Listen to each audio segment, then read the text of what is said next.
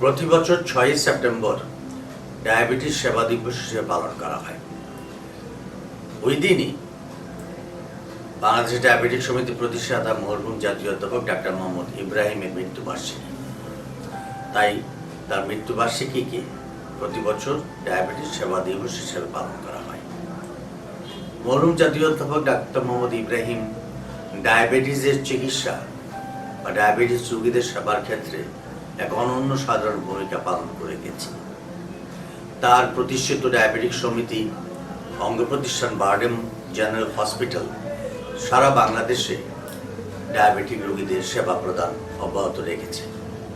সেটাতে প্রতিটি জেলায় ডায়াবেটিস সেবা চালু আছে এবং এই দিবসটির তাৎপর্য হচ্ছে ডায়াবেটিসের লক্ষণ, কারণ, প্রতিকার, প্রতিরোধ এবং চিকিৎসা ব্যবস্থা সম্পর্কে জনসচেতনতা বৃদ্ধি করা। আজকে আমি যে বিষয়টি নিয়ে কথা বলবো সেটি হচ্ছে ডায়াবেটিস ও মুখের স্বাস্থ্য।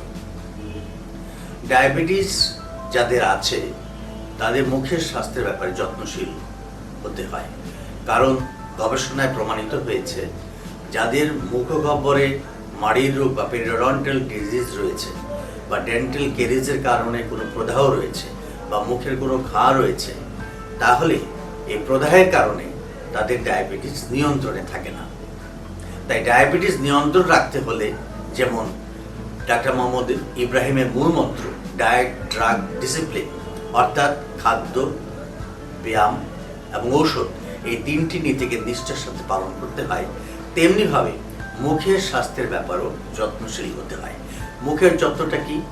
মুখের যত্নের ব্যাপারে আমরা দুবেলা দাঁত ব্রাশ করব, সকালে ঘুম থেকে উঠে নাস্তা খাওয়ার পরে এবং রাতে ঘুমোতে যাবার আগে, এবং একটি অ্যান্টিসেপটিক মাউথ ওয়াশে প্রতিদিন কুলিকুচি করব, জিভছুলা দিয়ে পরিষ্কার করব এবং প্রতি বছর একজন ডেন্টিস্টকে দিয়ে দাঁত পরীক্ষা করাবো এবং সেই সাথে সাথে তামাক বা ধূমপান জাতীয় যেগুলো আমাদের নেশা সৃষ্টি করে, যেগুলো আমাদের মুখ এবং স্বাস্থ্যের ক্ষতি করে, সেগুলো বর্জন করব।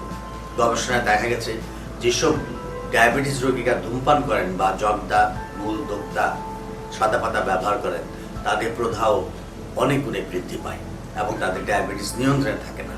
তাই ডায়াবেটিস সেবা দিবসে আপনাদের কাছে অনুরোধ থাকবে ডায়াবেটিস নিয়ন্ত্রণ রাখতে এবং ডায়াবেটিস প্রতিরোধে তামাক, ধূমপান, জর্দা, গুল, দোক্তা বর্জন করুন এবং মুখ ও স্বাস্থ্যের ব্যাপারে যত্নশীল হন।